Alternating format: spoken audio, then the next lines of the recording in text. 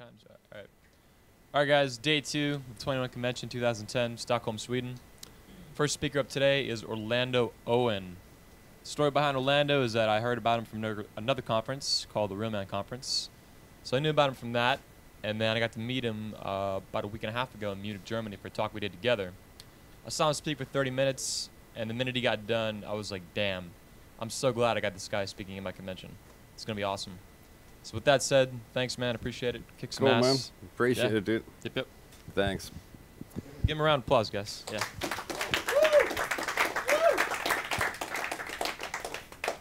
Cool to be here. Thanks.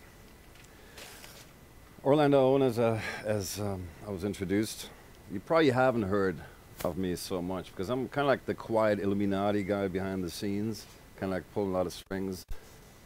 You might have heard of some of my books, but you wouldn't know them by my name. I've written some ghostwriting stuff for the community, but I'm not a PUA. I heard that word, PUA, on the internet about 4 years ago, and my mentor at the time, Steve P., you might have heard of him. Steve P., and they call him Rasputin Hypnotica. Eric, he hates that word, Rasputin. Anyway, those guys were sort of like my mentors, particularly Steve P., and I called up Steve P. and I said, what the hell is a PUA? And Steve said, forget about that shit. He's kind of like a Hells Angels guy. And I was like, okay, what is that? He said, it's these guys that are totally coming from lack and neediness, and they go out there and they're running all this kind of game, kind of like Neo.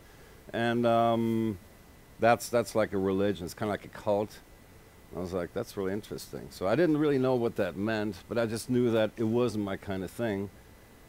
And I also knew it really wasn't my kind of thing when I went out with a bunch of guys in LA about that time, beginning of 2006. And these guys were doing some really weird, crazy stuff. They were like, we have to approach. It's like, we have to get ourselves in state, and we have to really go out there and approach and approach and approach. And they're like, okay, how many approaches have you done? About 3,000. I said, oh, okay, and how many lays? About one or, actually none, really. I said, look, you know, it's like if you've done 3,000 approaches, like I know guys who've fallen off their bar stools drunk in front of some girls and puked on their shoes, on their high heels. And they probably got them laid a lot quicker than you with your 3,000 approaches. And it was really interesting because I was out there with these guys and they were going to do this kind of stuff. And so what are you going to, we're going to approach that 5-set there. And we're going to like do the so-and-so opener and the so-and-so opener and the XYZ. And I'm like, you mean you're going to talk to these girls over there? No, we're approaching a 5-set. Okay, I don't know what that means, but go ahead and do it. I just want to watch you guys do this kind of thing. I'm like, okay, let's see what they're going to do. I was like, so I'm standing there, I'm thinking something bad is going to happen, something really bad, you know. I just knew it. And this was like 4 years ago. And these guys are walking up to this 5-set, so translation, 5 girls are standing there. And they're kind of like snooty LA bitches, whatever, and nothing good was going to come of it, right? But these guys are going to walk up there anyway, and the guy says, and they're like, okay, the girls are like, okay, I said, they see you coming. Be careful. And sure enough, the first guy says something, and then he's kind of like a hit and run, and blah, blah, blah, and he's like kind of waiting for effect. I was like, okay. I could read the girls' body language. I could almost see their energy, kind of like, we're going to fuck with these guys. And then the other guy says, blah, blah, blah, blah, blah, blah, blah, blah. And they're like, you could see their minds churning, and they were just kind of getting ready for the kill. They were like going like the cat in, what is it, like the cat with the Tweety bird? Bing! The little claws. And then one girl says, oh, you know, you reckon he's going to do the so-and-so approach. No, he's going to do the so-and-so opener. He's going to ask us, like, who lies more, spaghetti or dental floss? And the alpha girl of the group kind of like steps forward and says, listen, pal, mystery method is so last year. This was 2006. This was not just now. 2006. This was already an old hat. This was like tired old stuff from like last year. And these girls knew the openers. They could analyze what they were going to do. DHV, demonstrating higher value. All this like geeky talk of like PUA, like nerdiness. It's like, why is it that these guys are always doing this kind of stuff like It's like programming these old Unix computers from the 80s or 90s. It's like you're trying to hack your way into some girl's pants. And I have, like what Savage was saying yesterday, I was like, Jason, it was like, God, yes, finally somebody says it as it is. I've just never seen that brilliant breakdown along those two lines of like that triangle. It's like, yeah, okay, I could have never really been that analytical about it, and it's just brilliant because it's a real cool system. But it's like neediness versus, having inside, being already in that state. You can't attract something you don't have. Law of attraction says you can't. It's impossible. And if you're coming from that kind of neediness and geekiness, you're going to attract that on some level or other. So let me tell you a little bit about where I'm coming from in this. I call this the law of attraction. You've all heard about The Secret and all that kind of stuff.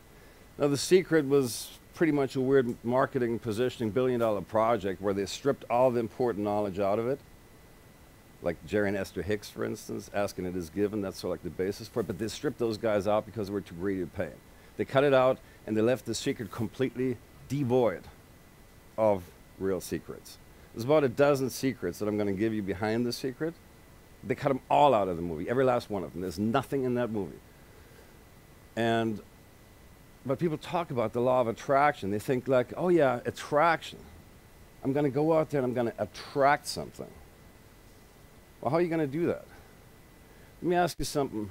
Do you guys truly enjoy going out to an environment that's about as noisy as the back of a 747 on takeoff? Do you actually enjoy that? Because I got PTSD. Like, I think somebody is going to like shoot at me when I'm hearing oomps, oomps, oomps. It doesn't give me energy. To me, it's like the most hostile environment on the planet.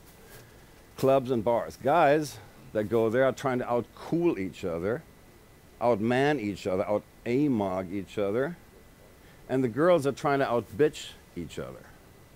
To me, this is like going in the trenches. To me, it's like military warfare. Is this the best place to meet women?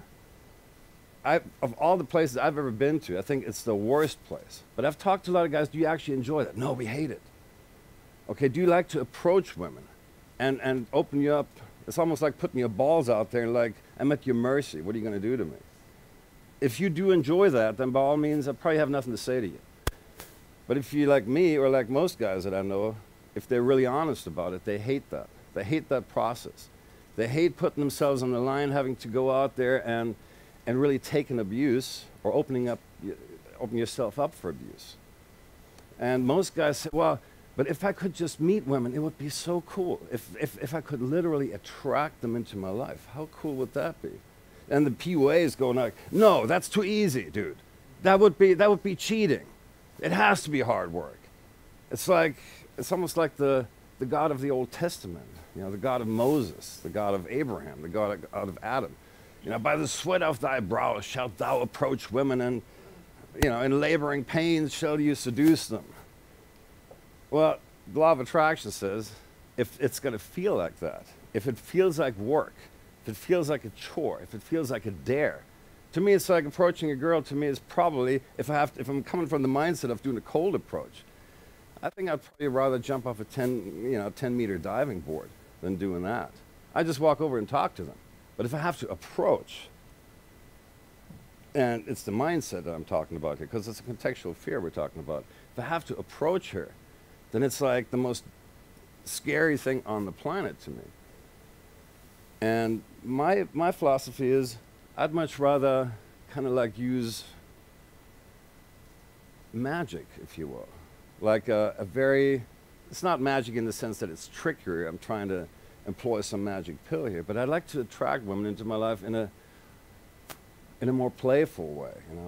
I call it play, not game. And to me, it's like, if it isn't fun, what's the point? I mean, if it feels like it's scary, it's hard work, I have to force myself to do something, then I don't feel comfortable.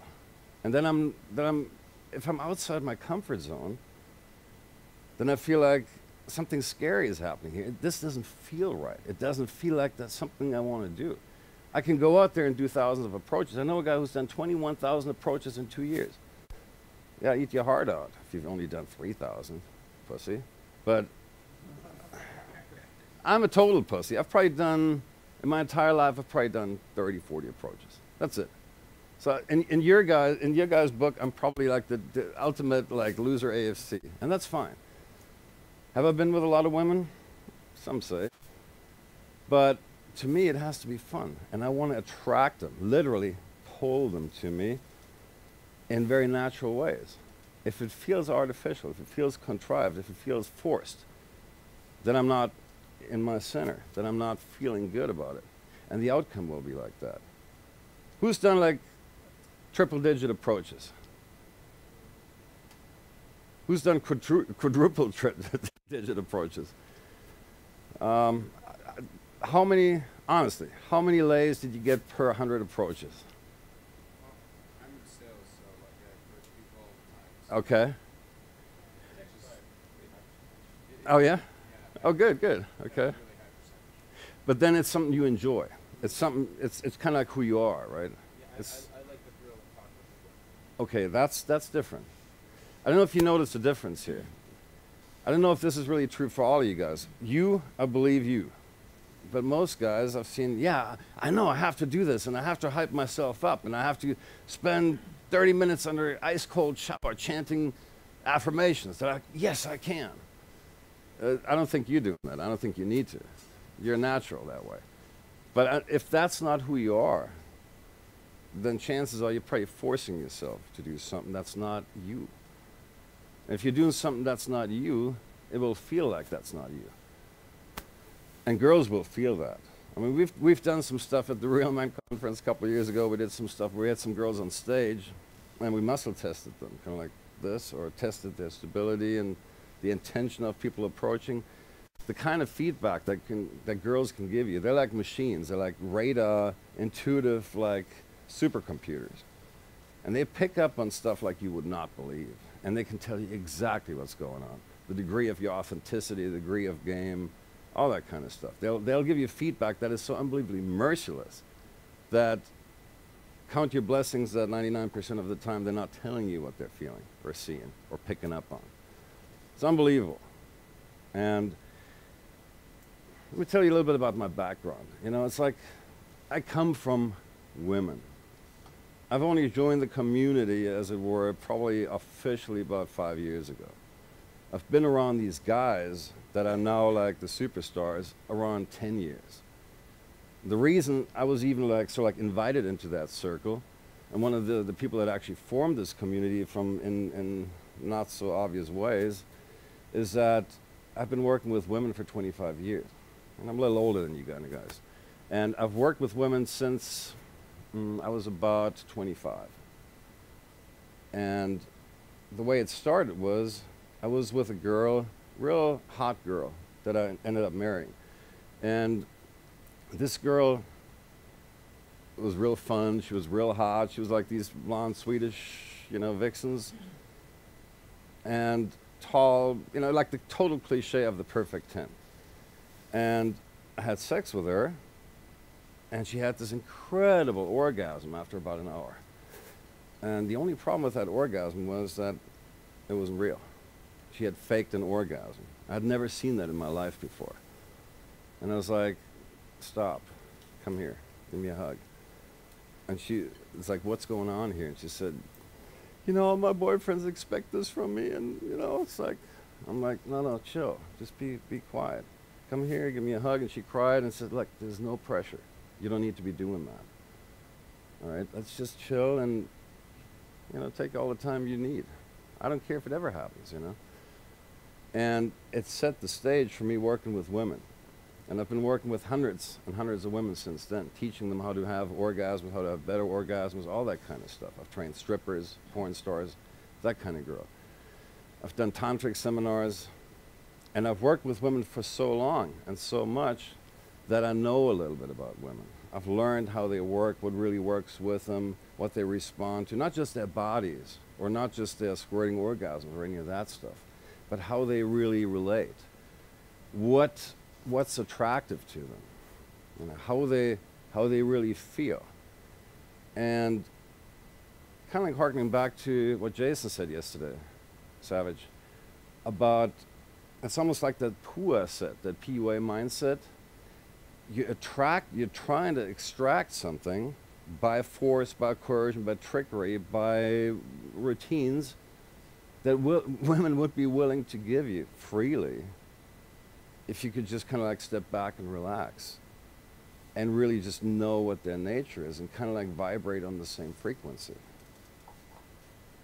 And I've probably pissed a bunch of you guys off now by kind of like, you know, ragging on pickup and all that kind of stuff. But my philosophy is there has to be a better way, there has to be an easier way. And for many years, I've sort of like looked at what's really going on behind the scenes. I've studied magic, I've studied things like that. I've looked at the deep inner game, the ultra deep game of this stuff. Should we take a little break here? Okay, good, okay. All right, so the whole thing, my philosophy behind this whole thing is there has to be a totally different way to really bring women into your life. Unless you're totally addicted, like most PUAs that I know are totally addicted to the process. They're totally addicted to their dysfunction. They're totally addicted to, I'm terrible with women, but I will do whatever it takes to get this handled. And the whole philosophy today of motivational speaking, NLP, like almost every single hardcore PUA that I know, pickup artist, is also an NLP practitioner, a master, this or that. It kind of goes hand in hand with a bunch of stuff. Most of the guys I know that are hardcore PUAs are also computer guys, and there's some kind of like commonality there, a limiting belief, if you will, or a bunch of issues that keep you from enjoying the process and trying to make it something, because there's your peers, there's your peer pressure, and unless you're doing all the right stuff and you're part of that culture, that subculture of pickup, you're really not anyone. Now, my friend Johnny Saporno, he said a very interesting thing one day, and even though I knew it and I had already heard it before, I'd never heard it quite like that. He said, these guys aren't interested in women primarily. Men seek the approval of other men first and foremost. And they don't really seek the approval of anyone else. They don't seek the approval of women. They don't seek women, first of all. They seek the approval of other men. And you have to be a man among men. You have to sort of like impress the other guys. It's kind of like driving the Ferrari or getting the girl, and it's kind of like a trophy. You know, you want the hot blonde, not so much because you really want to be with that girl, but because you look good with her in your arm. You're the man, you know, like you gamed her, you got her.